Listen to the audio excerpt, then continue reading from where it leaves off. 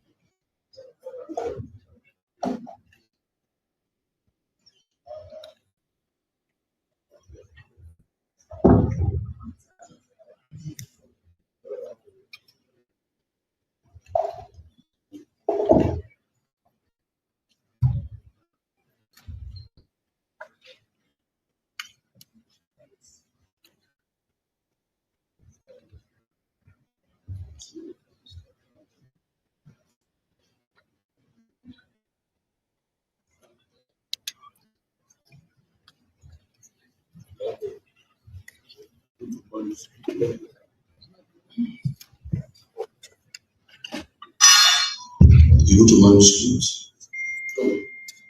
Colleagues, you go to manuscript on the desktop. You click on the manuscript. Colleagues, you go to manuscript. Scroll right down.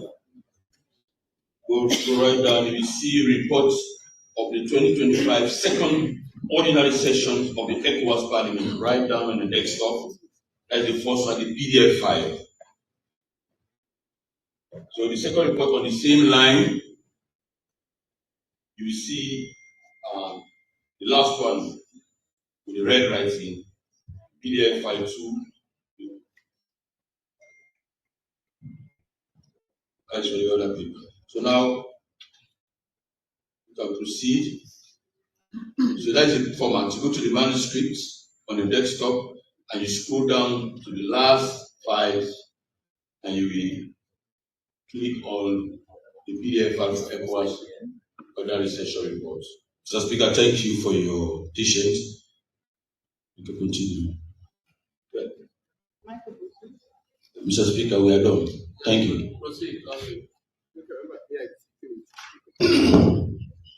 Thank you very much, Mr. Proactive Leader, for your observation. I'll continue. In this session, the President of the ECOWAS Commission presented the country work program, highlighting priorities such as regional peace and security, economic development, free movement, and the planned introduction of a single currency by 2027. Honorable members, country reports were presented by member states, and Sierra Leone's report was commended, particularly for efforts in combating drug abuse and for its leadership role at the United Nations Security Council. In this session, the report of the sensitization mission on drug abuse and mental health conducted in Guinea, Sierra Leone, and Liberia was also presented and discussed. The session also marks the Silver Jubilee celebrations of the ECOWAS Parliament, and the event featured a commemorative ceremony and a reflection of the future of Parliament. Mr. Speaker, the second report, summary report of the 2026 first Parliamentary Seminar and first extraordinary session of the ECOWAS Parliament. Mr. Speaker, honorable members, pursuant to Article 27(2) of the Supplementary Act A/SA.1/12/16, the ECOWAS Parliament convened its 2026 first Parliamentary Seminar and first extraordinary session from 20th February to 1st March 2026 in Abuja, Federal Republic of Nigeria. The parliamentary seminar held from the 23rd to the 25th February 2026 under the theme, Deepening Regional, I quote, Deepening Regional Integration through the African Continental Free Trade Area, AFCFTA, end of quote, aim to strengthen the capacity of members to support, advocate for, and oversee the implementation of the AFCFTA as a vehicle for enhancing intra-community trade and regional integration. Deliberations focused on the strategic role of AFCFTA in promoting economic integration, industrialization, and sustainable development. Key issues discussed included the persistence of non-tariff barriers, weak infrastructure, limited awareness, regulatory inconsistencies, and the need for harmonized legal frameworks. The importance of free movement of persons, parliamentary oversight, and domestication of AFCFTA protocols was strongly emphasized.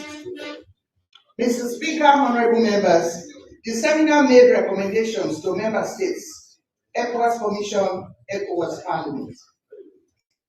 As for the first ordinary session, it focused on the consideration and adoption of the ECOWAS Parliament 2026 work plan, setting the legislative oversight priorities for the year.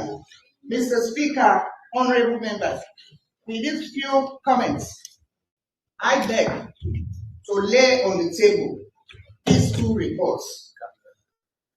Thank you very much.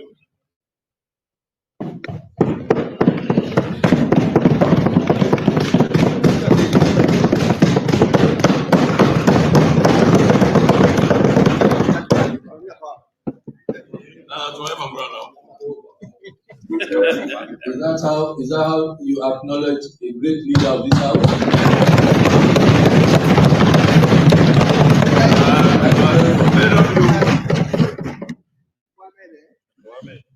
Proceed.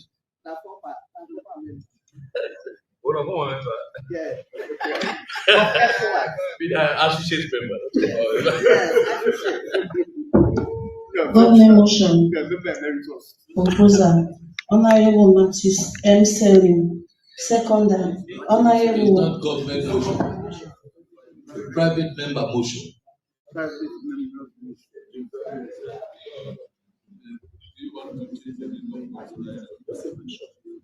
Repeat that. Motion. Proposer. Honorable Mustafa M. Selling. Seconder. Honorable Ambrose M. Levy. Indicate private member motion. Private member motion. Let that be indicated clearly. Proceed. Private member motion. Proposer. Honorable Mustafa M. Selling. Seconder. Honorable Ambrose Mother Levy.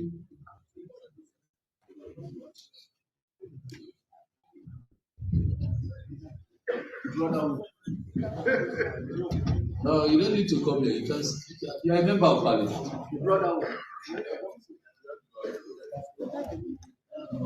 Proceed.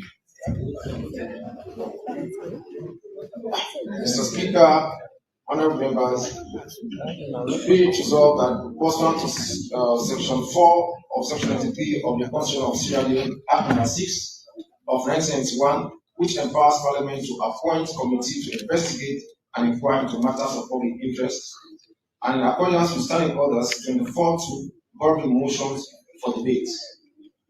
I rise to move that this honorable House do resolve to 1. Institute a parliamentary inquiry into the operations of the National Electoral Watch, new, being a consortium of civil society organizations operating within the Republic of Sierra Leone. 2. examine and scrutinize the financial flows, source of funding, expenditure, and accountability mechanisms of the said organization covering the period January 2016 to date. 3. Mandate the appropriate committee of Parliament to conduct a thorough investigation and report its findings and recommendations to this House within a specified time frame. 4. Ensure that such investigation is carried out in the public interest with due regards to transparency, accountability, and the integrity of democratic governance. Mr. Speaker, honorable members, I want to give brief explanation for this motion. Recently concluded the nationwide district level election with strong participation between the 2nd and the 24th of March 2026. The National Election Watch, NEW, conclude the conduct of its district level election in all 17 operational districts across the country. Bond district was divided into 2 due to its riverine topography. The exercise, which was facilitated by 2 teams comprising secretariat staff and regional coordinators, resulted in the election of district coordinators, secretariat, and district team for all the districts. The district team are tasked with the responsibility of reviewing, verifying the existing chiefdom focal persons of all chiefdoms in their respective districts and or operating new ones where necessary. 442 out of 497 organizations in the voter register participated in the election across the country, representing 88.9% of voter turnout. A key highlight of the election was the meticulous verification of new membership in each district. The initial district membership lists were compiled by the district team based on organizations that have successfully completed their registration and approval process, subsequently submitted to the new secretariat. To build trust and ensure fairness and transparency, these lists were projected before the full district membership and carefully verified one by one. All concerns raised by members of organizations were thoroughly addressed before each election committee. The new leadership recognizes and appreciates the support of partners institutions such as SLAG, who observe the process at all levels, ECSL, PPRC, and ONS, who observe the process in some districts, and the Independent Radio Network, who hosted the new team on their radio program across the country. This initiative was funded by the European Union through the International IAD. Mr. Speaker, honorable members, I am with a press release here from the ONS, Office of National Security, making that position very clear that they are not part of this process. With your leave, I read, Mr. Speaker. The attention of the leadership of the Office of National Security, ONS, has been drawn to a report on social media which claims that ONS observed nationwide district level election conducted by NEW. The report, which is titled NEW Concludes Nationwide District Level Election with Strong Participation, stated that the election, which we are claimed to have been conducted between 2nd and 24th March 2026, had officers of ONS deployed in the provinces and part of the list of other stakeholders institutions that witnessed the alleged election. Contrary to this claim, it can be unequivocally stated that when contacted, ONS personnel deployed in the provinces have strongly denied any knowledge of elections held being new in recent times. Neither did they have knowledge, nor were they ever invited to participate in any election conducted by NEW, either in the provinces or the western area. Furthermore, not at any given point in recent times was the leadership of the ONS informed about the conduct of elections of such nature conducted by NEW.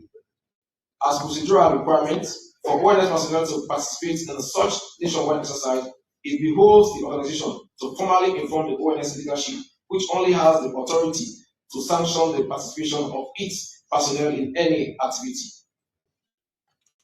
Therefore, let this piece serve as a strong disclaimer that ONS was not part of any team that observe nationwide district level election purportedly conducted by NIU. The ONS did not participate in election conducted by NIU, neither of the stated dates, nor at any recent times in memory. The ONS takes great exception to the mentioning of its name in any event which chance of coherence with remain mockery. End of press release.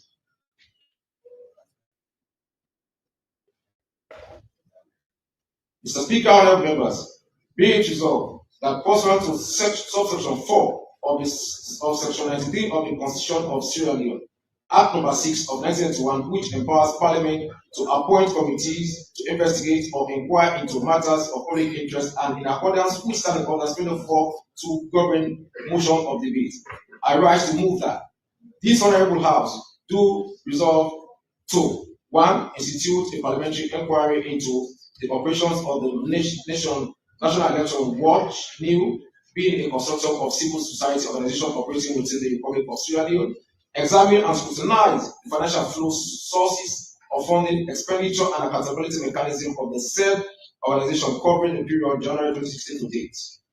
Mandates the appropriate committee of Parliament to conduct a thorough investigation and report its findings and recommendations to this House within a specified time frame.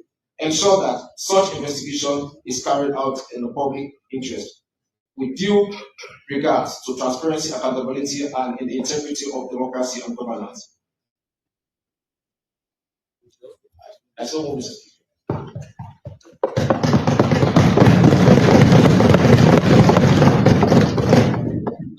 Thank you very much, Honorable Selu. The standing order is 25-2 instead of 24-2. It's 25-2 instead of 24-2. Mr. Clerk, I direct that the necessary alteration be entered into the book pursuant to 25-2B. Any seconder? I so second, Mr. Speaker. Honorable members, the question is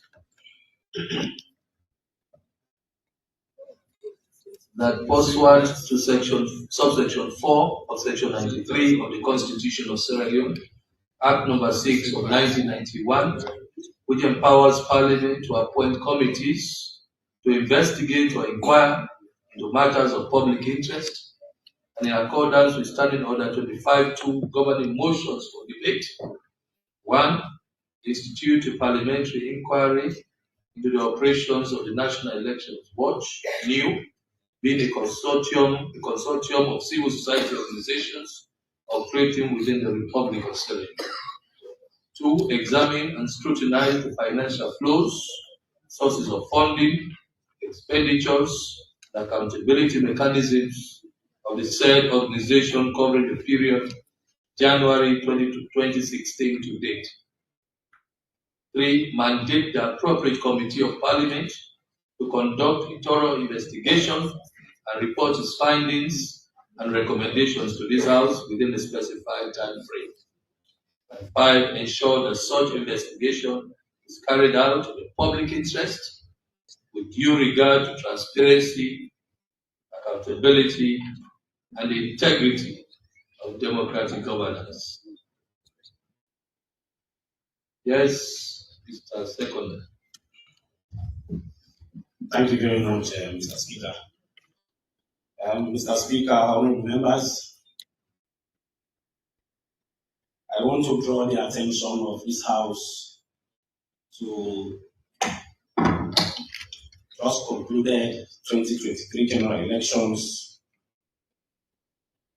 which involvement and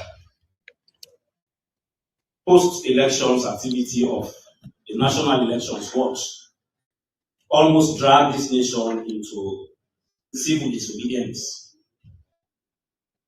Mr. Speaker, honorable members, Sierra Leone is a sovereign state. Sierra Leone is governed by laws, and nobody, no individual or group of individuals is above the laws of this nation. Mr. Speaker, it was in this country we all saw the actions of the National Elections Watch, NEW, that was anticipating for the 2023 general elections to be dragged into a runoff. Mr. Speaker, it was alleged that that action was as a result of a mere $2 million that was seated elsewhere, whether it was Qatar Center or the European Union, wherever. But it was highly rumored that was the reason behind the action of National Elections Watch. Mr. Speaker,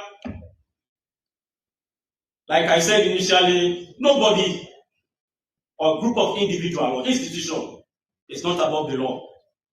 If for any reason some organization's action tends to drag this nation into confusion, especially post-war, post-elections activities, there is every reason, Mr. Speaker, for that institution or individual to be brought to book. Mr. Speaker, honorable members, the head of the then leader of the National Elections Watch, Madam Marcella Samba, was all over the radios, the media houses, making claims that the SLDP-led government did not win the elections on the first ballot. And Mr. Speaker, I want to state here categorically that their mandate, or she as an individual doesn't have the power, or even the organization she is leading. I am not sure they have done transition. They are still working on it. Mr. Speaker, honorable members, Madam Samba made series of claims that their records shows that the elections were supposed. Mr. Seconder, be guided. Be guided. This is not about elections. Be guided. Mr. Speaker, I'm giving my. Be guided. This, what I have before me, what is before this house, is not about elections. It's not about claims related to elections. So be guided. Proceed. Mr. Speaker, new claim that they have over 400 membership, 400 civil society organizations that made up of the consortium. But Mr. Speaker, at this moment, I am not sure the membership of NEW is up to 400. They even struggle to get up to 50 active civil society organizations. Mr. Speaker, money is given to them for and on behalf of the people of this country. The people of Sierra Leone need to know the source of these monies and why it was actually given to them. The amount must be clearly stated, and they must account as to how these monies were expended. We are asking that, we are humbly requesting that this House constitutes a committee to look into the activities and monies expended from 2016 to date. Mr. Speaker, when they were making their claims, they never mentioned who the monies that were given to them and for what purpose and how they were expended. How much was given was not stated, but I can tell you we have done our research, and we can confirm that lots of money we are allegedly giving to them for elections monitoring. But I can tell you, with their claims, with a lot of claims you are making, NIU cannot account for how many elections observers they deployed right across the country. In my constituency, I can state categorically that NIU observers, we are not present in certain polling stations. I wonder how they came to conclusion that we are having data from all polling centers. Mr. Speaker, at this moment, being the people's representative, we are humbly requesting that this House form a committee to look into the monies given to NIU, a ad hoc committee, to ensure that we scrutinize the accounts and know how this money is being expended. Thank you so much, Mr. Speaker. Thank you very much, Honorable Ambrose Madaledi. Yes, Honorable Mohammed Bangura. Mr. Speaker, honorable members. Good morning. Good morning. Good morning, honorable members. Good morning.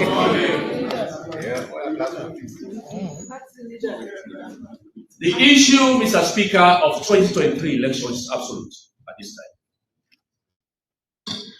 The issue of 2023 election is absolute at this time.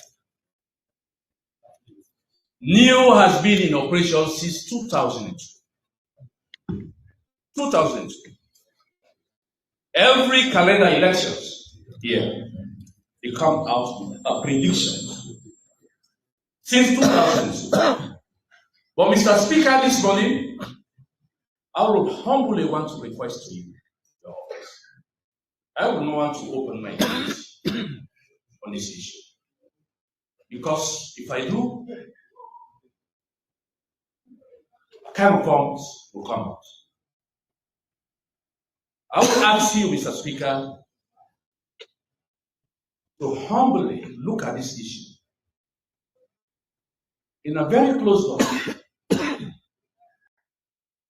I would ask for you to put a suspension or hold on the establishment of this committee until further date. Mr. Speaker. Thank you very much, Honorable Mohammed Bangura. Yes, Honorable.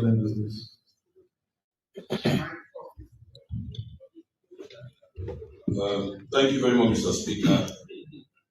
This is purely a private paper motion in accordance with Section 25, in accordance with SU 25 of the standing orders, as emphasized by Mr. Speaker himself. Members of this honorable House have the full responsibility to bring out private member motions. And what is in front of us is not elections. Let me make it very clear.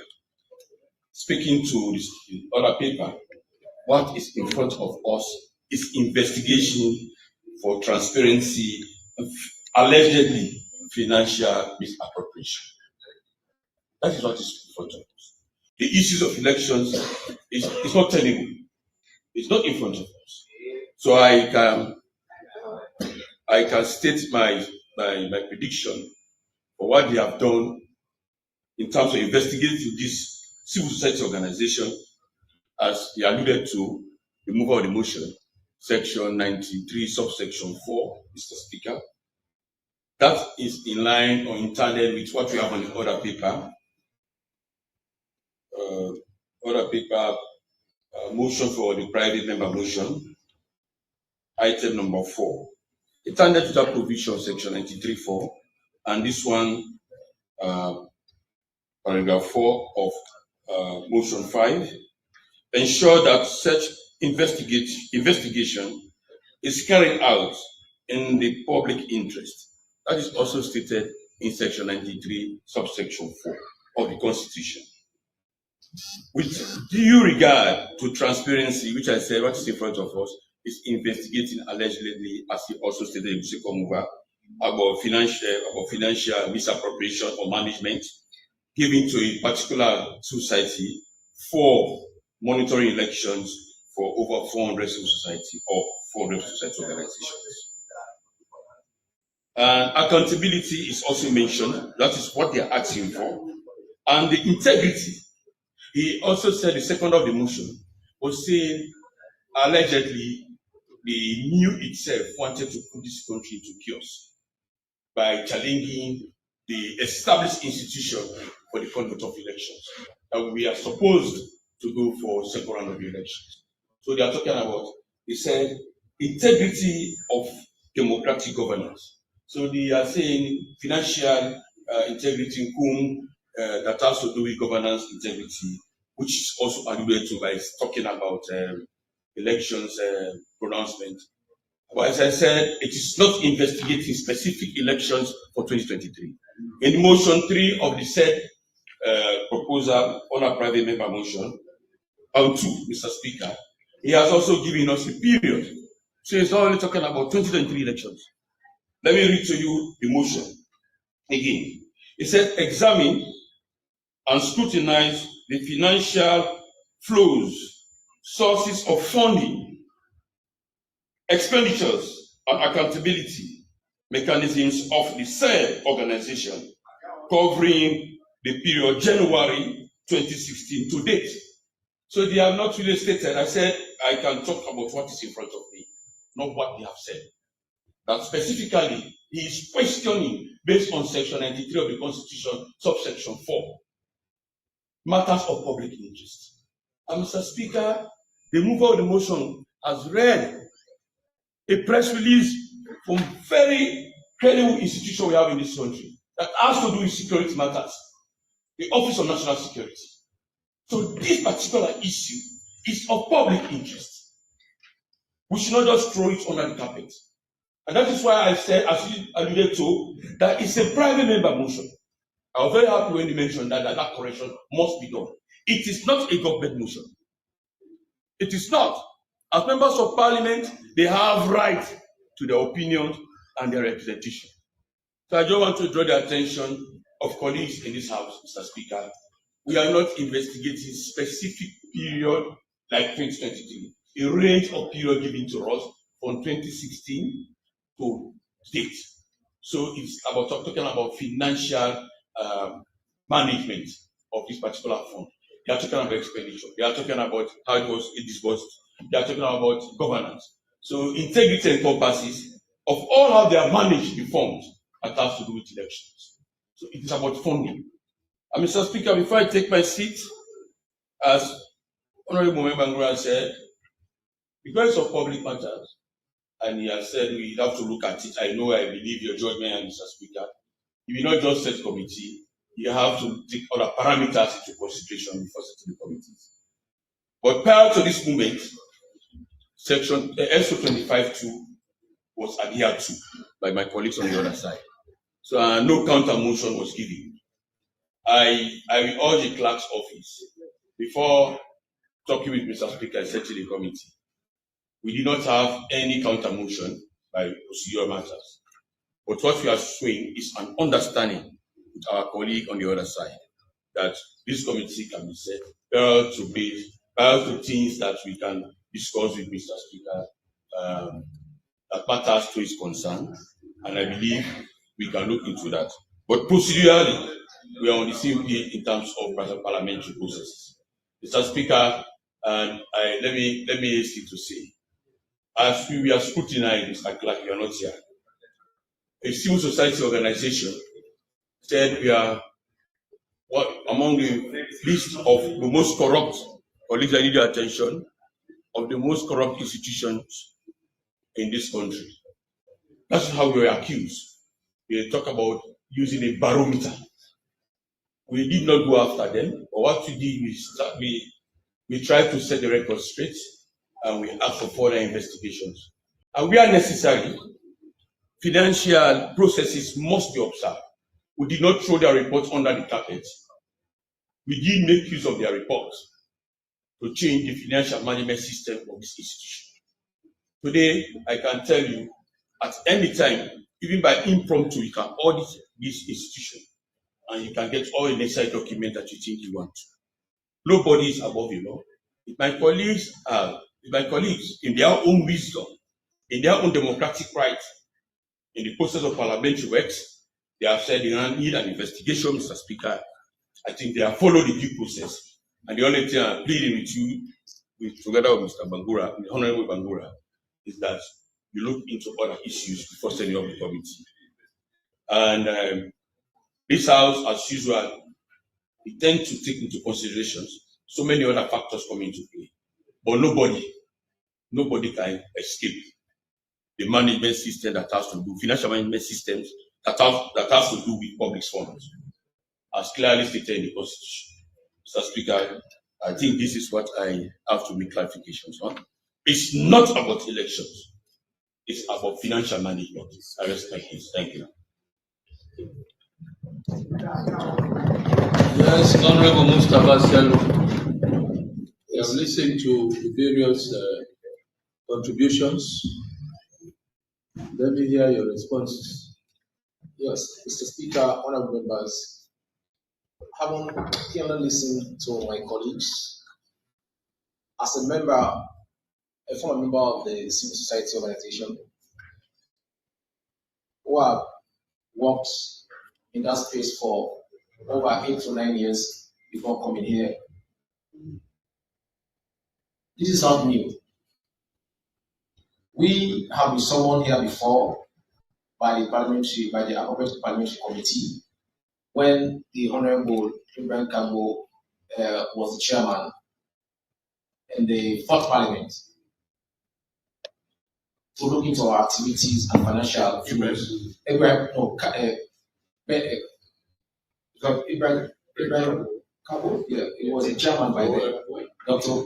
Ibrahim Kabo was the chairman. Committee 1. We appeared before the committee and we are thoroughly scrutinized. Our budget, our everything was scrutinized in terms of administration and our fundings were properly scrutinized. So this is not new. One of the reasons why I took my time to come up with this motion is because some other civil society organizations wrote a letter addressing to Mr. Speaker, and they also contacted me complaining, raising issues about the just completed election and some financial misappropriation. So this is one of the reasons why, because it's of public interest. These are Sierra Leoneans. If they are raising concerns about new operation and they are member of that organization, I think it's our time we. Okay, let me hear this. What are you saying? I am saying I am in copy of a letter from National Consortium on Public Accountability, a civil society consortium, that highlighted series of issues. I will read, Mr. Speaker, with your leave. Against new? Yes, sir, I will read with your leave, sir. Yeah. Please read that. Subject: formal complaint and urgent appeal for parliamentary investigation into the grave irregularities, lack of transparency, and the unexplained utilization of donor funds by National Election Watch. New. We write to you with the highest sense of humility, responsibility, and urgency on behalf of the National Consortium on Public Accountability, NCPA. The NCPA is a recognized coalition of over 50 civil society organizations operating across Sierra Leone, united in our commitment to promoting corporate governance, social cohesion, and most critically, public accountability. We bring to your attention esteemed office and through it to sovereign parliament of Sierra Leone a matter of grave national concern regarding the conduct and management of the ongoing lower level elections, chiefdom to district, conducted by National Elections Watch. This situation represents a profound breach of democratic principles, fraudulent responsibility, and the public trust. As you may be aware, Parliament is the custodian of the nation's law and the oversight of public and donor-funded institutions. In lieu of this, we therefore approach this honorable House to invoke its oversight mandate in light of the pending crisis surrounding the new electoral process, which is described as fictitious, untraditional, unaccountable, and lack of transparency. Subsequently, this complaint is not an isolated action.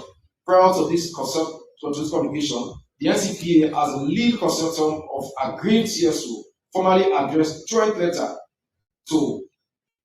of complaint to our key international partners, European Union Delegation to Sierra Leone, and the International Institute of Democracy for Electoral Assistance, IDEA. It is explicit that these institutions are the primary financial and technical backers of the current new process. We have urged them to discontinue their support pending an independent review. However, given the severity of the allegations and their implications for our democracy, we deem it national duty to bring the full weight of this matter before Parliament for a due diligence and accountability and transparency.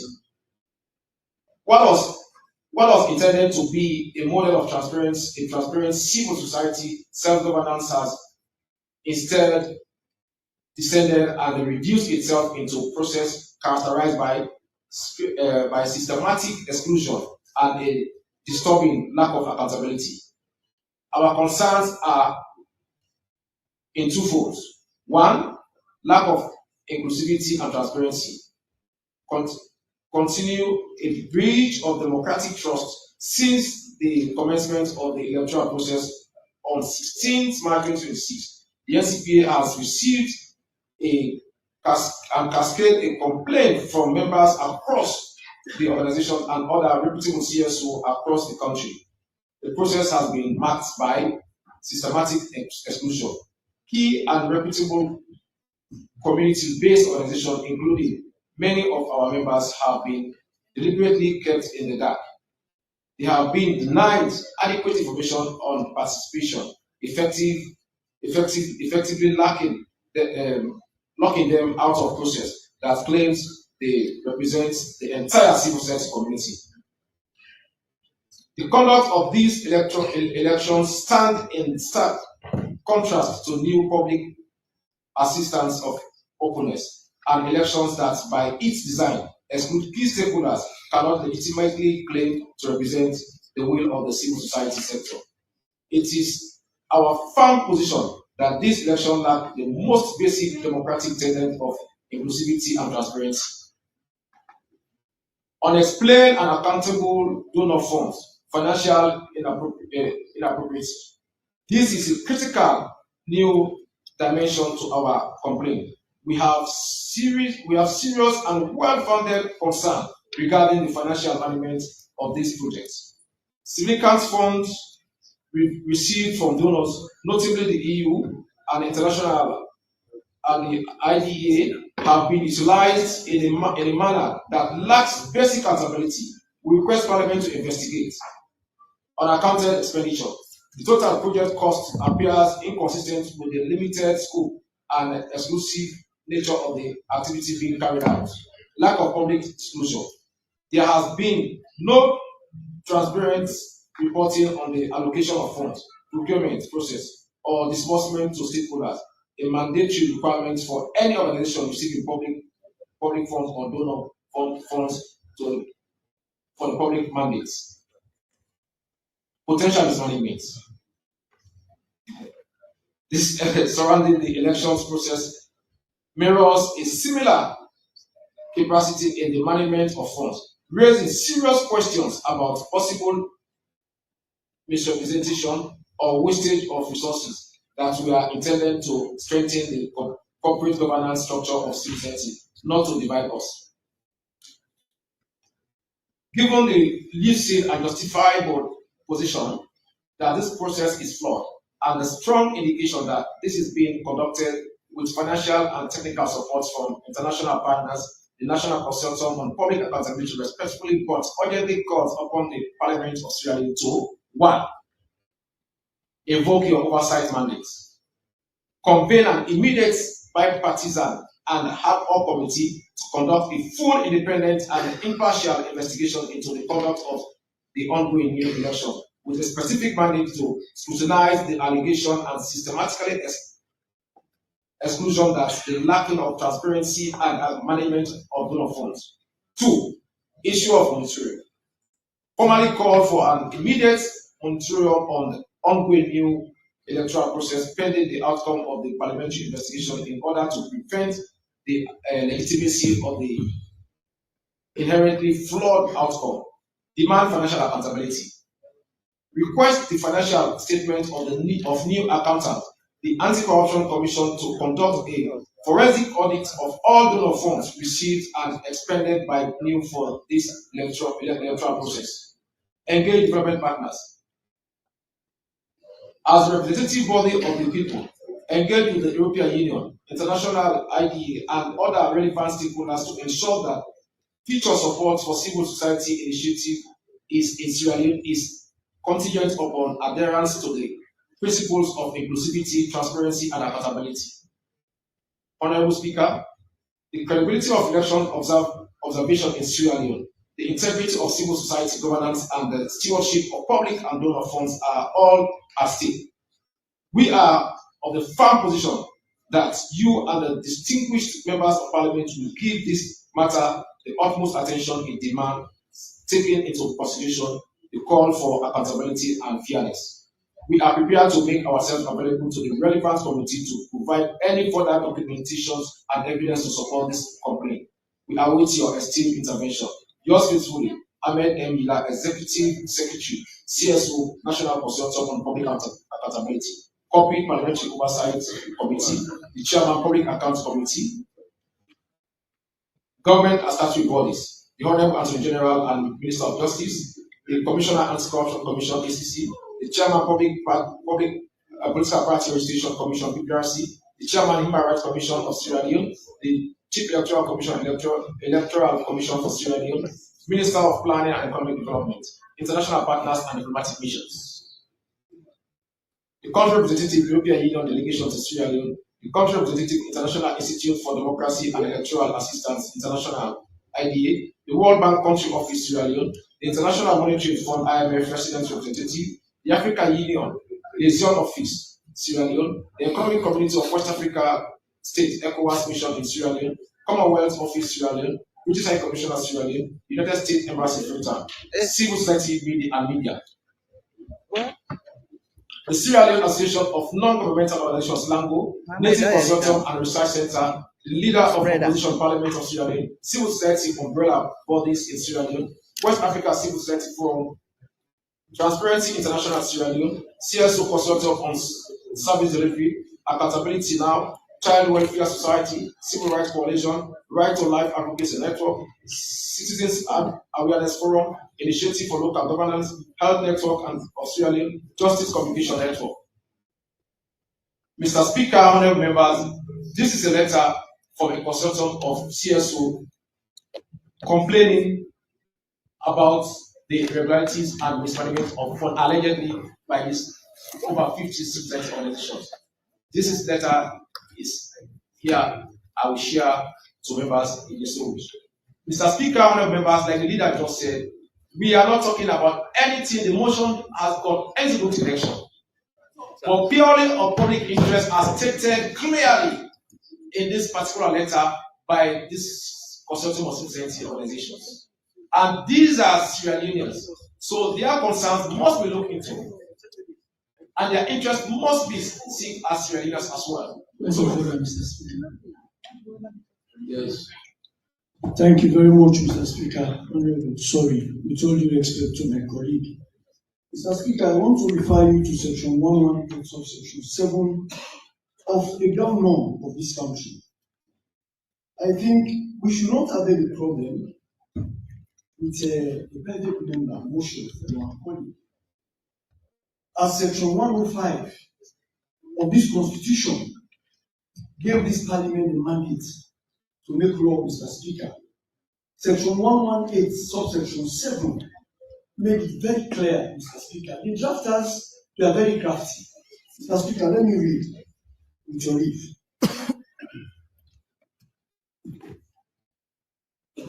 Mr. Speaker, 118 subsection 7 says, Parliament shall be notified by the appropriate minister or authority of all gifts, donation, grants, and pledges made to the state of Sierra Leone.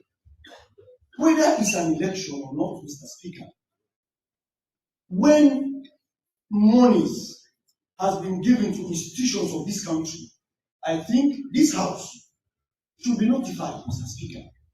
So if members of parliament are taking upon themselves as representatives of their people to ask parliament to vote in their favor so that we can investigate monies that has been given to this country for development in every manner, Mr. Speaker, I think they have that right, and it's not something we can argue for in this way. I just want to say we will support this private member motion, and I think, Mr. Speaker, you have all the right to support this committee so that we can do our work, Mr. Speaker. Thank you very much. Mr. Speaker, Honorable Selu, can you hold on? Honorable Selu, can you conclude now? yes, I'm concluding, Mr. Speaker. So the emphasis here is about accountability and transparency, and in that vein, we'll be helping you because in a press release here dated March 1st, 2026, they clearly made their position very clear that any information on social media or made by any parliamentarian here is misleading, untrue, and baseless. So what we are doing is only trying to protect them so that when they come to this committee, the committee will now investigate and the reports, findings from that particular engagement will be published so that the name of NIM will be cleared and their credibility will remain intact as it is. So for me, I should be applauded, or myself and my colleagues should be applauded for even helping them to make the public understand that NIM is a credible institution when it comes to financial accountability and transparency.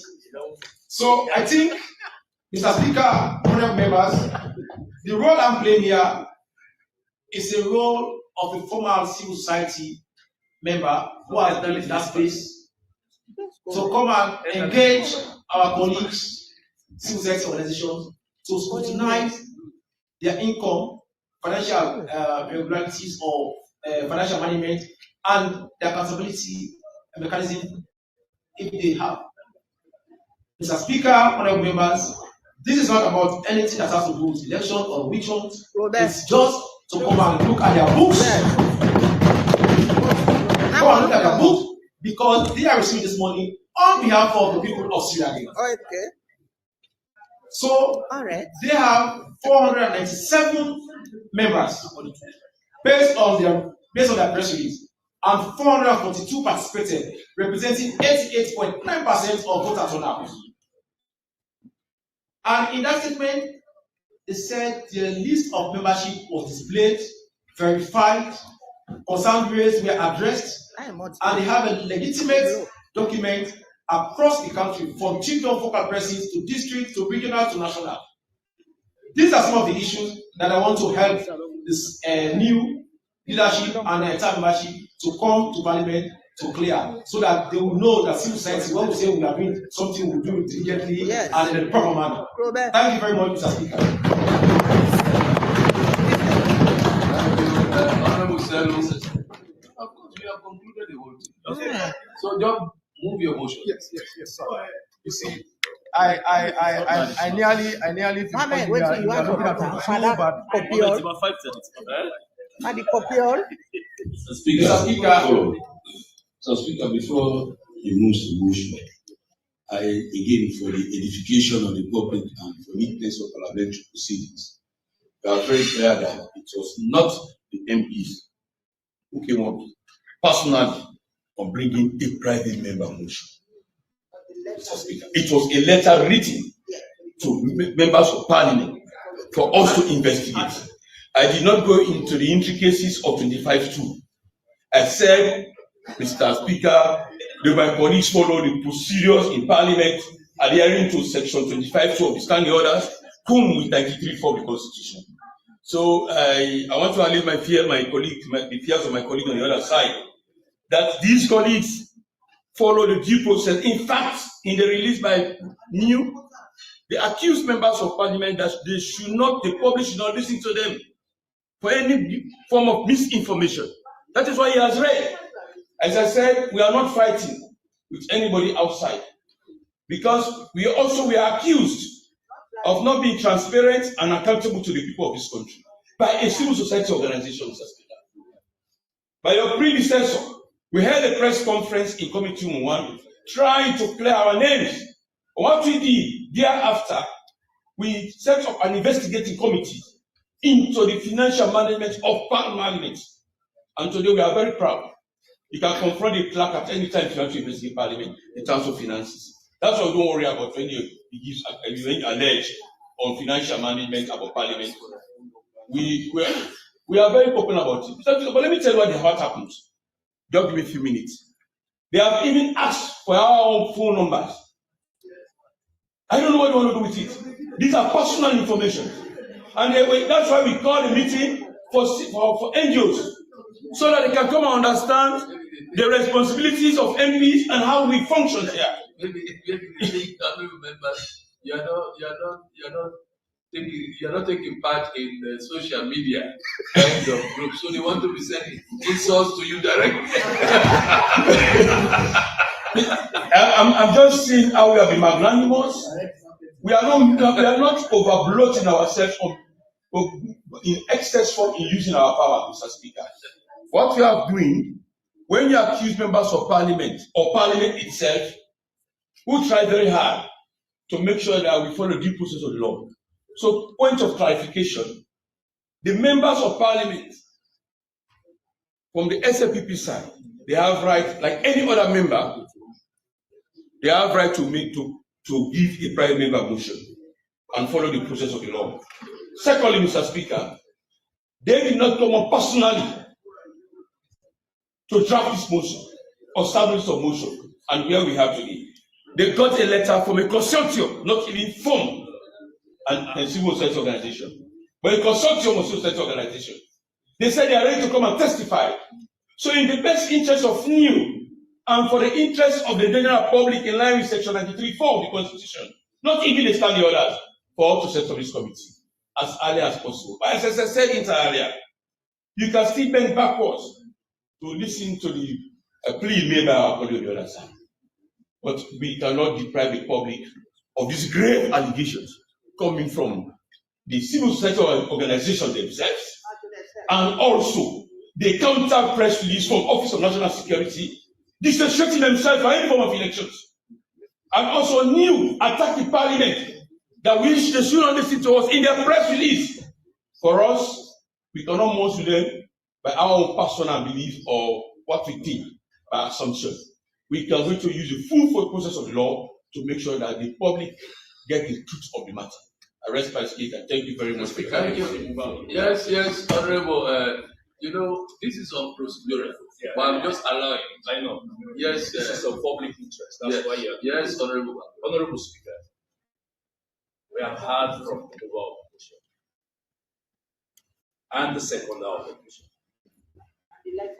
You can sense the contradiction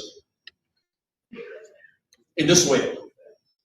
He is talking about accountability and probity, while the seconder is talking about election. Mr. Speaker, I know from the leader of government business, Mr. Speaker. that we all have the right. Point of order, Mr. Speaker. Hold on. Yes. Mr. Speaker, for the records, we all agree that this is not elections issue, and therefore we are all discussing what we are discussing here is accountability and transparency. I caution you. And as per the motion, there is nothing about elections here. Yes. Mr. Honourable Speaker, member, please be guided. Mr. Speaker, this has already been done this morning. We all had you here talking about elections. But anyway, Mr. Speaker, again, I was building. All right, you are building the foundation for a 6-story building. You understand? Let me tell you, there is no way you are going to get away with this.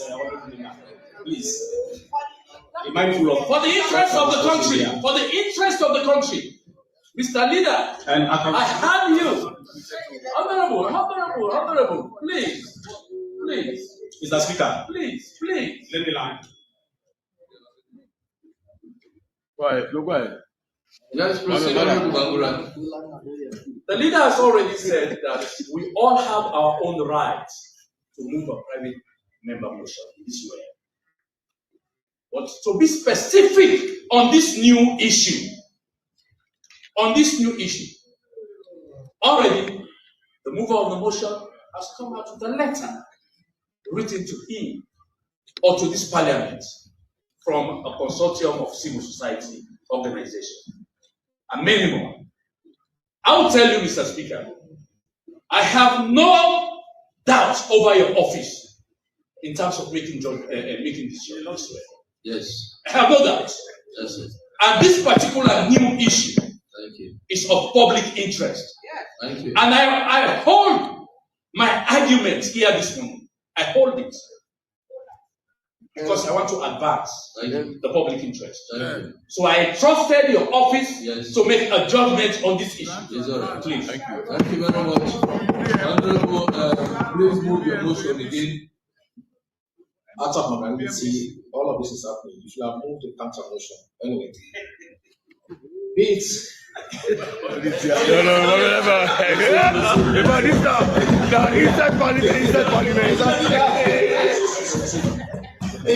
You see, because of security, but that's a procedural, sir. Anyway, Mr. Speaker, honorable members,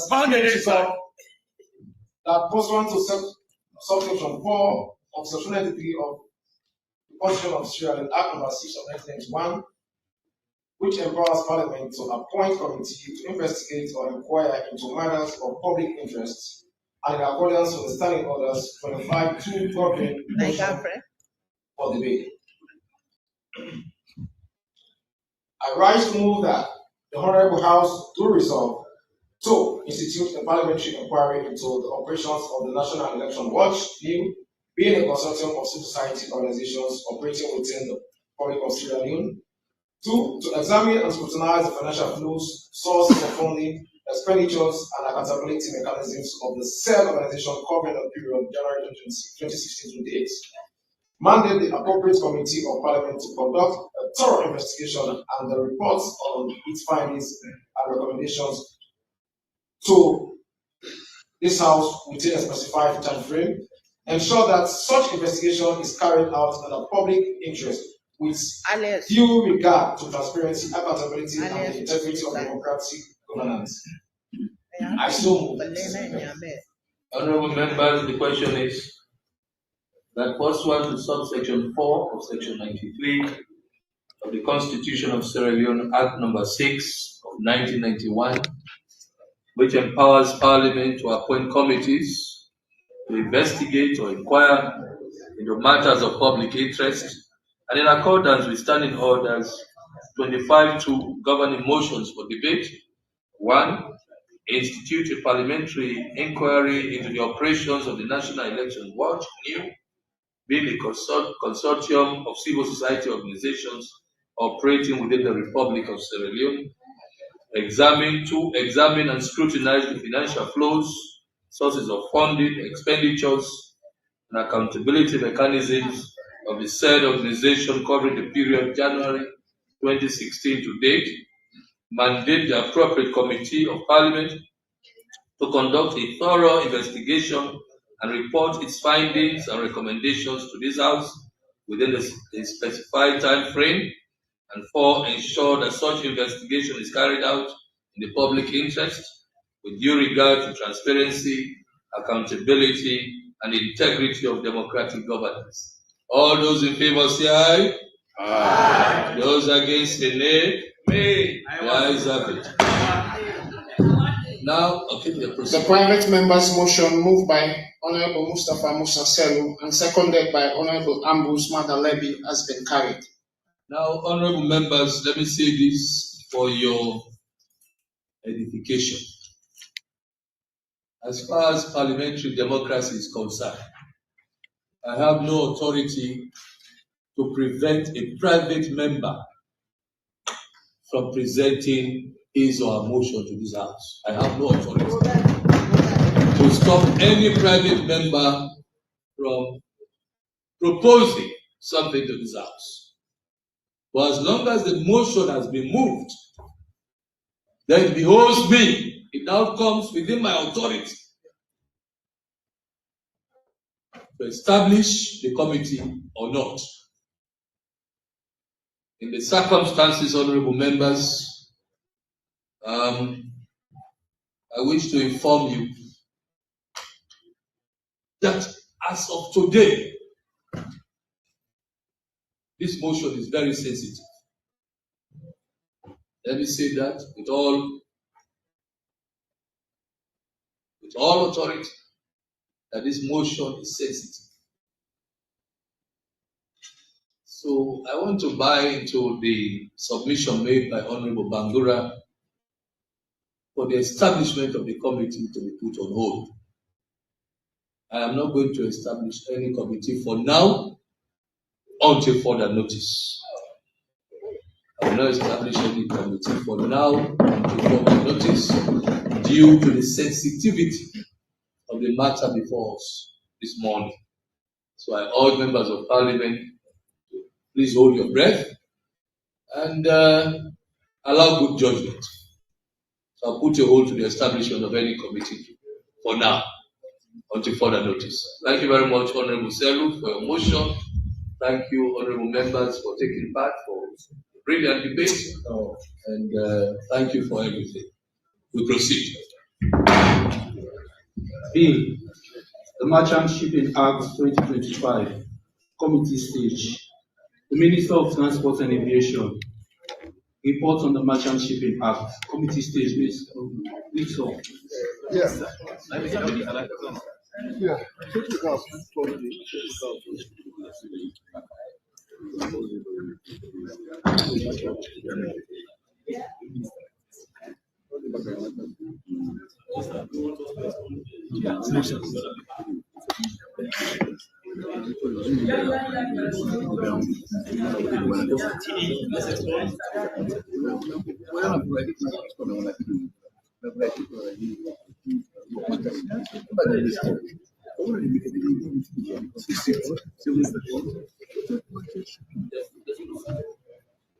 Yeah.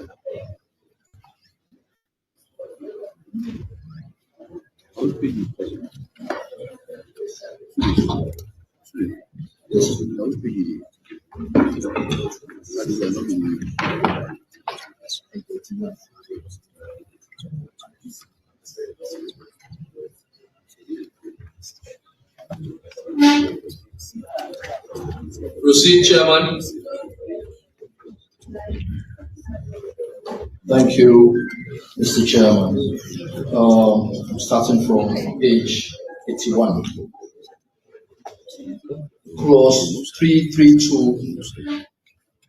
Notice to be given for alteration affecting positions of line. Sorry, sir. Line what? Starting from. Is it 81 or clause 800? No, page 81 of the report, starting from clause 332 and line 727. Okay. All right. Clause 332 in the report, and this line 727. Proceed. All right. whilst I try to read from this mic, please help me with the connection of this mic here. Clause 332, notice to be given for alterations affecting positions of load line. Subclause 2 be amended to read, an owner or master of a ship who fails to give notice as required under subsection 1 commits an offence and is liable on conviction to a fine not less than 2,000 or its equivalent in livings. Clause 332, notice to be given for alterations affecting position of load line. Subclause 4b be amended by replacing the word thinks. Hold on. Honorable members, the mics are malfunctioning. Whatever thing you are saying right now, don't forget we are live and people, the public, members of the public are hearing whatever you are saying, even when the mics are off. So please be careful. Don't tell the public your secret. So hold your peace. Proceed. Thank you, Mr. Chairman. Clause 332, notice to be given for alterations affecting positions of load line. So clause 4b be amended by replacing the word thinks with the word deems on the third line to now read. Require the owner to have the ship surveyed again to such an extent as the executive director of the state. Sorry, sir. We are having a problem with the hard copy and the soft copy numbering. Hard copy, you have clause 332 for line 727, and line 728 you have clause 332 again, and line 729 you have clause 332, line 730 you have clause 334, and 731 clause 333. The number is Momo Jumbo. Okay, later let me help clear the mumbo jumbo. Yes. In 727, the clause 332 we're talking about is dealing with subclause 2. The 728, the clause 332 we're dealing with is dealing with subclause 4b. The subclauses are different, but we're talking about the same many clauses.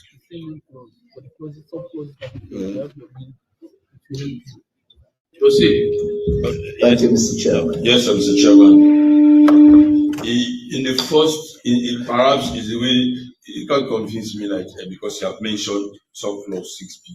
So I mentioned in the clause above 332 b of that coming to read. But as you are going with the reading, one can get confused in terms of giving 334 and you come back to give me clause 333. I don't subscribe to it. Okay. So I beg to differ. You should have given an insight of what is coming in the sub clauses.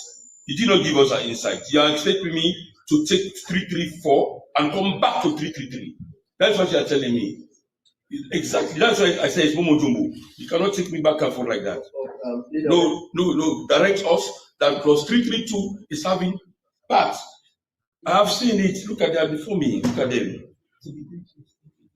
No, you don't understand. You have 332, and B renumbered to be 333. So now 332 is having 332, not giving instances for the one below. So what I'm saying, for the above first 332, so I'm giving us that plus 334, you have 4B, B, 4B, and you have the other one, in fact, is not giving.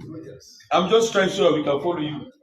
Let me go back again. Clause 80, that's where we said clause 333, notice to be given for alterations affecting positions of load be renumbered to become clause 332. Then we proceeded now to clause 332 and outlined all the subclauses. All right, go ahead. Is that clear now, leader?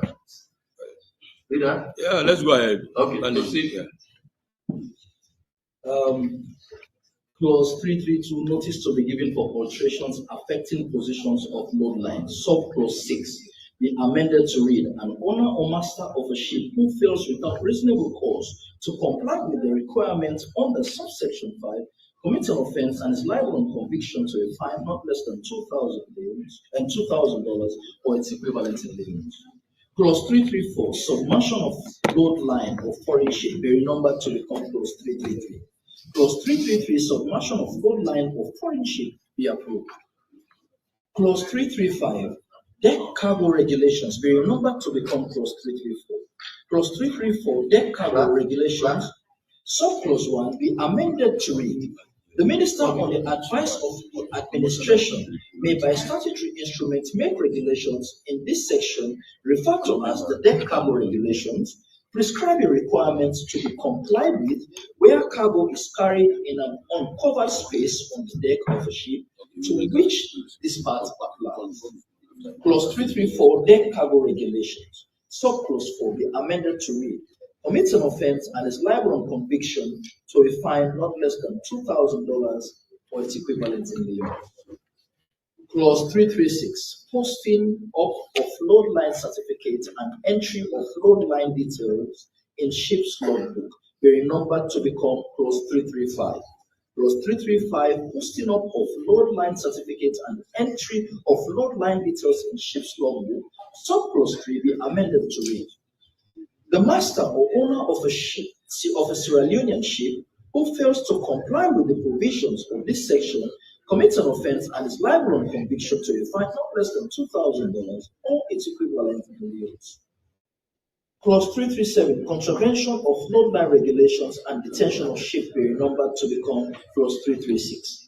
Clause 336, contravention of load line regulations and detention of ship be approved. Part 19, carriage of bulk. Hold on, Honorable Maricon.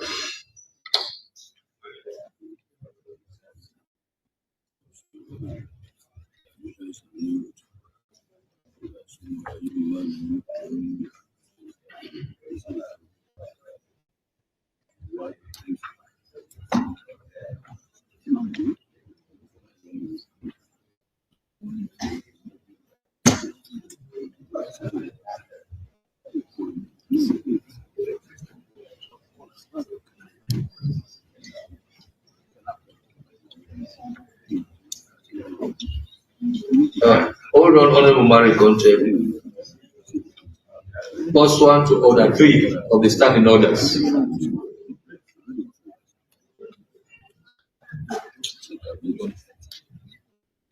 I make the following adjustments in the seating accommodation of MPs. Honorable Joseph Ahmed Kanu move over to the seat earlier occupied by the late Honorable Ella Goma. Honorable Festus Lansana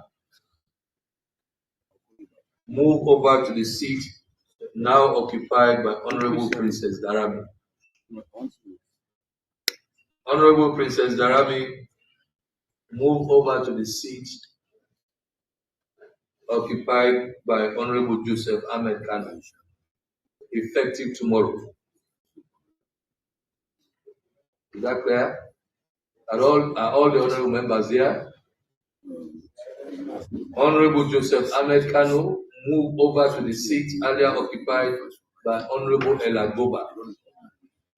Honorable Joseph Ahmed Kanu move over to the seat earlier occupied by the late Honorable Ella Goba. Honorable Festus Lansana move over to the seat now occupied by Honorable Princess Darami. And Honorable Princess Darami will move over to the seat occupied by Honorable Joseph Ahmed Kanu. Proceed, effective tomorrow. Proceed, Honorable Maricon. Thank you, Mr. Chairman. Part 19, carriage of bulk cargos. Clause 338, bulk cargo regulations be numbered to become clause 337. Clause 337, bulk cargo regulations be amended to read: the minister, on the advice of the administration, may by statutory instruments make regulations relating to the safe carriage and storage of. Clause 339, precautions regarding grain cargoes be numbered to become clause 338. Clause 338, precautions regarding grain cargoes be approved. Clause 340, offences be renumbered to become clause 339. Clause 339, offences be amended to read: a person who contravenes this part commits an offence and is liable on conviction to a fine not less than $3,000 or its equivalent. Part 20, dangerous goods. Clause 341, regulations as to dangerous goods be remembered to become clause 340. Clause 340, regulations as to dangerous goods, sub-clause 1, be amended to read. The minister, on the advice of the administration, may by statutory instrument make regulations as to establish which goods, articles, or materials carried on a ship are dangerous goods in accordance with Chapter 7 of the International Convention for Safety of Life at Sea, 1974, relating to carriage of dangerous goods and to amendments thereto or replacements thereof, and such regulations shall have regard to the International Maritime Dangerous Goods Code, IMDG Code, published by the International Maritime Organization as amended from time to time. Clause 340, regulations as to dangerous goods, sub-clause 2, be amended to read without restricting the generality of subsection 1. The minister, on the advice of the administration, may by regulations prescribe the Clause 342, carriage and markings of dangerous goods be renumbered to become Clause 341. Clause 341, carriage and markings of dangerous goods be approved. Clause 343, offences be renumbered to become Clause 342. Clause 342, offences, sub-clause 1 be amended to read. A person who contravenes this part is guilty of an offence and is liable on conviction to a fine not less than $3,000 or its equivalent in millions. Clause 344, rejection and disposal of dangerous goods by ship be renumbered to become Clause 343. Clause 343, rejection and disposal of dangerous goods by ship be approved. Clause 345, forfeiture of dangerous goods be renumbered to become Clause 344. Clause 344, forfeiture of dangerous goods be approved. Part 21, unsafe ships. Clause 346, interpretation be renumbered to become Clause 345. Clause 345, interpretation be amended by replacing the word undermining with the phrase undermining at the beginning of the fourth line to now read. Unsafe ship means a ship that is by reason of the defective condition of its hull, equipment or machinery, or by reason of undermining, overloading, or improper loading, and any other matter relevant to the safety of the ship, unfit to proceed to sea without danger to human life and environment, having regard to the nature of the services for which it is intended. Clause 347, sending unsafe ship to sea, an offense, be renumbered to become Clause 346. Clause 346, sending an unsafe ship to sea, an offense, so Clause 4 be amended to read. The person who contravenes this section commits an offense and is liable on conviction to a fine not less than $3,000 or its equivalent in lieu, or to a term not less than 2 years or to both such fine and imprisonment. Clause 348, owner's obligation to crew regarding unsafe ship be renumbered to become Clause 347. Clause 347, owner's obligation to crew regarding unsafe ship be approved. Clause 349, detention of unsafe ship be renumbered to become Clause 348. Clause 348, detention of unsafe ship be approved. Clause 350, method of detention of unsafe ship be renumbered to become Clause 349. Clause 349, method of detention of unsafe ship, sub-clause 1, be amended by replacing the word use ship with the word ship on the third line to now read. Where the executive director has reason to believe a complaint or representation that a ship in a port in Sierra Leone is an unsafe ship, he shall order the ship to be provisionally detained for the purpose of being surveyed. Clause 349, method of detention of unsafe ship, sub-clause 3b, be amended by replacing the word detrained with the word detained on the second line to now read. Where in his opinion the ship is unsafe, order it to be finally detained either absolutely or until compliance with such conditions with respect to the execution of repairs and with repairs or alterations, or the unloading or reloading of cargo, or the manning of the ship as he thinks necessary for the protection of human life and may vary or add to any such order. Clause 351, supplementary provisions relating to detention and compensation were numbered to become Clause 350. Clause 350, supplementary provisions relating to detention and compensation be approved. Clause 352, power of surveyor regarding detention be numbered to become Clause 351. Clause 351, power of surveyor regarding detention be approved.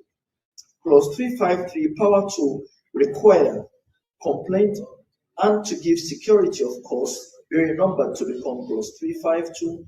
Clause 352, power to require complaint and to give security of course, subclause 1, be amended by separating the words the case to be the case on the fourth line to now read. Where a complaint is made to the executive director or a surveyor that the ship is unsafe, the complainant may be required to give security to the satisfaction of the executive director or surveyor as the case may be. Clause 354, survey of ship alleged by seafarer to be unsafe be remembered to become Clause 353. Clause 353, survey of ship alleged by seafarer to be unsafe, subclause 1, be amended by replacing the word proceedings with the word proceeding on the first line and separating the word chief engineer to be chief engineer on the third line to now read. In the proceeding against the seafarer of a ship for an offense of desertion or absence without leave, it is alleged by 1/4, including the chief officer and chief engineer, or if their number exceeds 20, by not less than 5 of the seafarers belonging to the ship that be. Clause 353, survey of ship alleged by seafarer to be unsafe, subclause 1b, Roman figure 4, be amended by deleting the number 9 on the second line to now read. Shall, if satisfied that the allegation is not groundless before adjudication, cause the ship to be surveyed. Clause 355, appointment of surveyor be renumbered to become Clause 354. Clause 354, appointment of surveyor, subclause 1b, be amended by replacing the word things with the word deems on the 10th line to now read. Where a surveyor cannot be obtained without unreasonable expense or delay, or is not in the opinion of the court competent to deal with special circumstances of the case, then an impartial surveyor appointed by the court and having no interest in the ship, her freight or cargo, to survey the ship which is the subject of allegation under section 353 and to answer any questions concerning the ship as the court deems fit to ask. Clause 354, appointment of surveyor, subclause 4 be amended by deleting the word have after the word shall and before the word for on the second line to now read. A person carrying out a survey of a ship under this section shall for the purposes therefore have all the powers of a surveyor. Clause 356, cost of survey be renumbered to become Clause 355. Clause 355, cost of survey be approved. Part 22, Rec. Clause 357, interpretation be renumbered to become Clause 356. Clause 356, interpretation. The definition of the phrase related interest, subparagraph C, be amended by replacing the word conversation with the word conservation at the beginning of the third line to now read. Health of the coastal population and the well-being of the area concerned, including conservation of marine living resources and of wildlife. And Clause 358, appointment of receiver be renumbered to become Clause 357. Clause 357, appointment of receiver, marginal note be amended to read receiver of Rex. Clause 357, receiver of Rex be amended to read the executive director shall be the receiver of Rex. Clause 359, detention by receiver be renumbered to become Clause 358. Clause 358, detention by receiver, marginal notes be amended to read delegation by receiver. Clause 358, delegation by receiver be approved. Clause 360, indemnity of receiver be renumbered to become Clause 359. Clause 359, indemnity of receiver be approved. Clause 361, administrative measures for removal of wreck posing as be renumbered to become Clause 360. Clause 360, administrative measures for removal of wreck posed in hazard. Subclause 2 be amended by separating the words with subsection to be with subsection on the second line to now read. A measure taken by the administration in accordance with subsection 1 shall. Clause 362. Honorable Member. Mr. Speaker, honorable members, well, I therefore move that SO5 to be suspended for the business of the House to continue. Any seconder? I so second. All those in favor say aye. Aye. Those against say nay. The ayes have it. Proceed. Clause 362, vessel wrecked, stranded, or distressed in Sierra Leonean or tidal waters, being numbered to become clause 361. Clause 361, vessel wrecked, stranded, or distressed in Sierra Leonean or tidal waters, subclause 1, be amended by deleting the word in on the third line to now read. Where a vessel is wrecked, stranded, or in distress in Sierra Leonean waters, or on the shores of Sierra Leone, or in tidal waters, the receiver, upon being made acquainted with the circumstances, shall. Clause 361, vessel wrecked, stranded, or distressed, and that let there be a comma between wrecked and stranded. Thank you.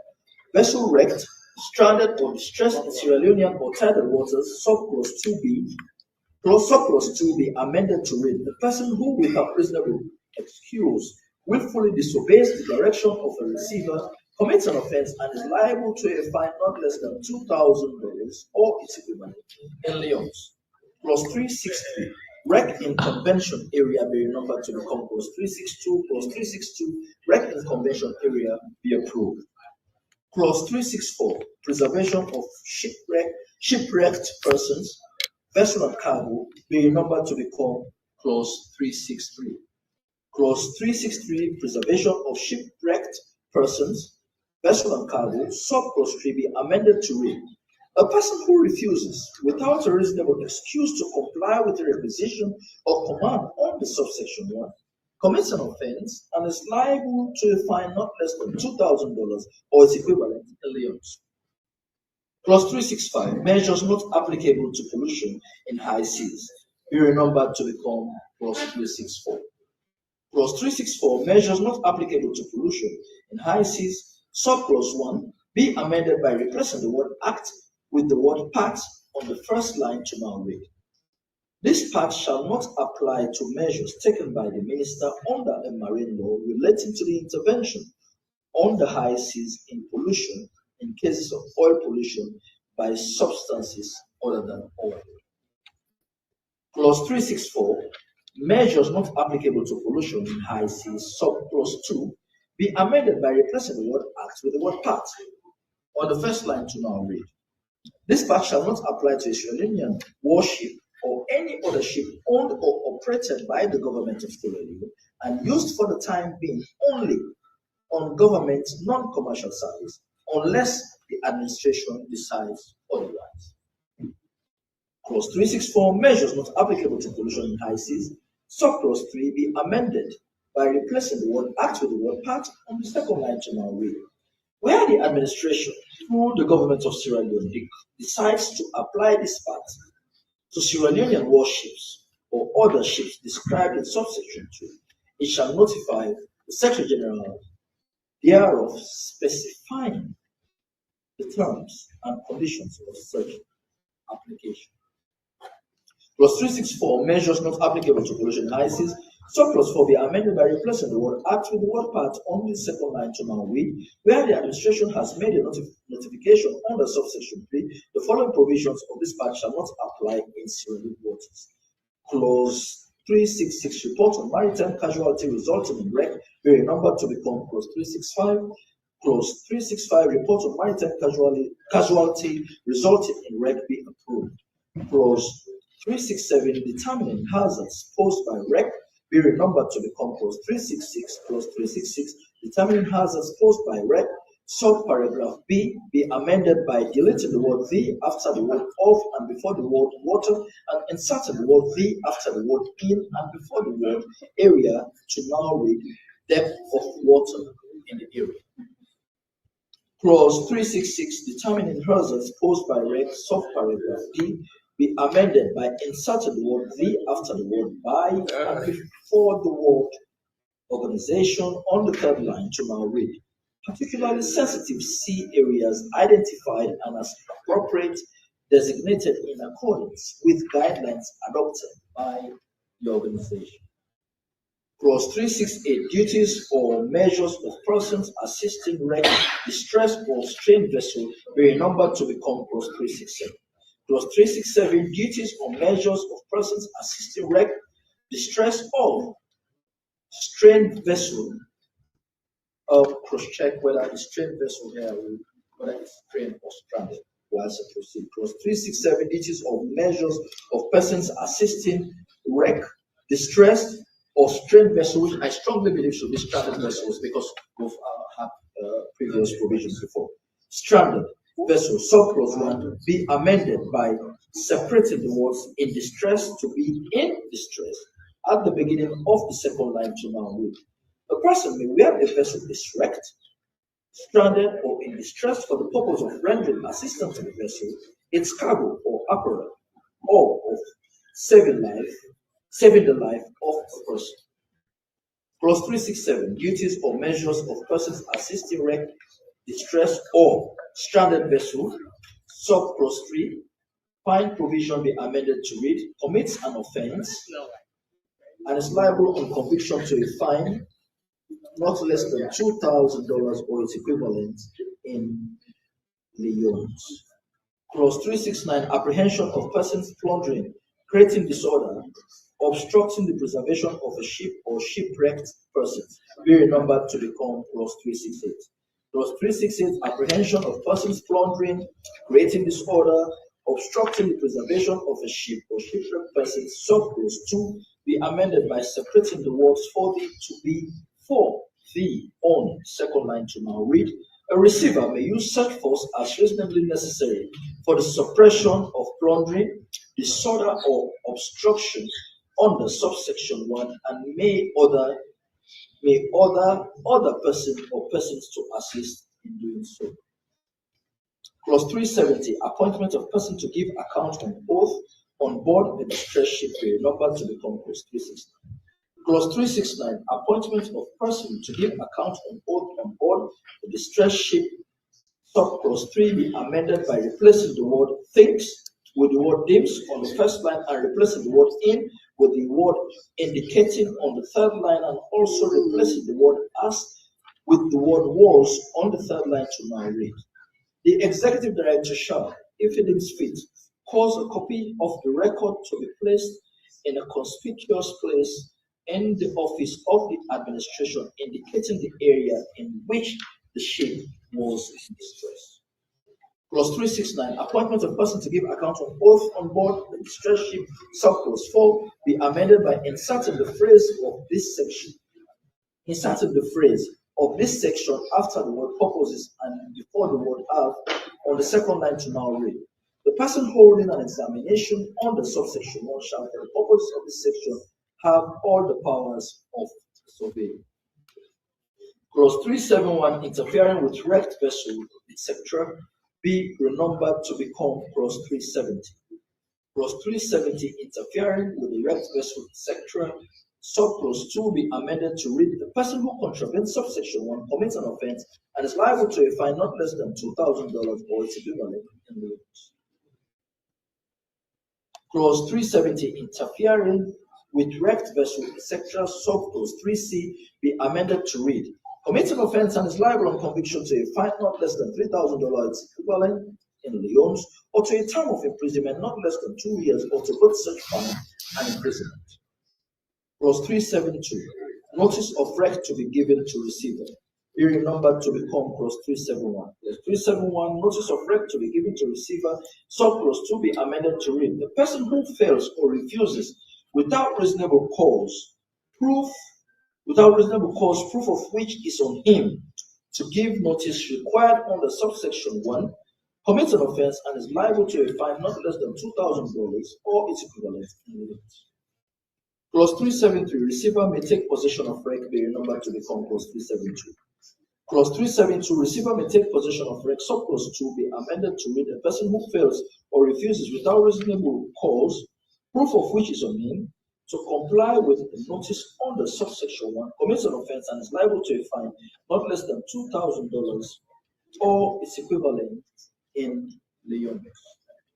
Clause 374, notice of rec to be given by receiver be renumbered to become clause 373. Clause 373, notice of rec to be given by receiver be approved. Clause 375, delivery of rec to owner be renumbered to become clause 374. Clause 374, delivery of rec to owner be approved.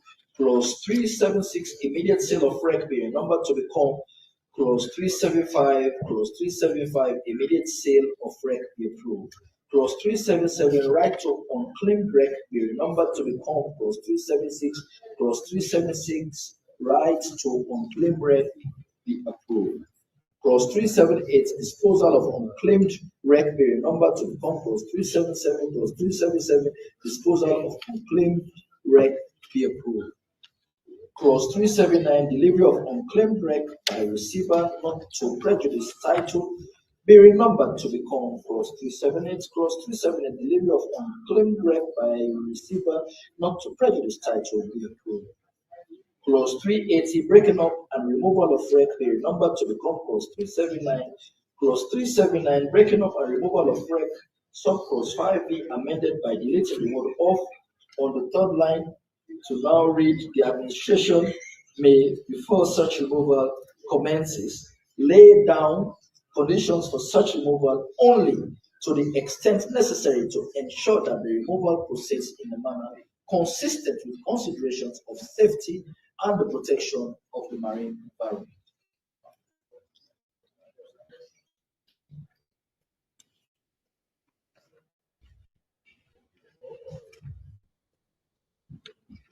Honorable Chair, may I observe, sir? Yes, proceed. Please, my mic is not functioning. The mobile mic. The mobile mic. With the leave of Mr. Speaker. Yes, please. Honorable Chairman, colleague, honorable members of Parliament, our legal tendency of this nation, the sovereignty state, is Leon.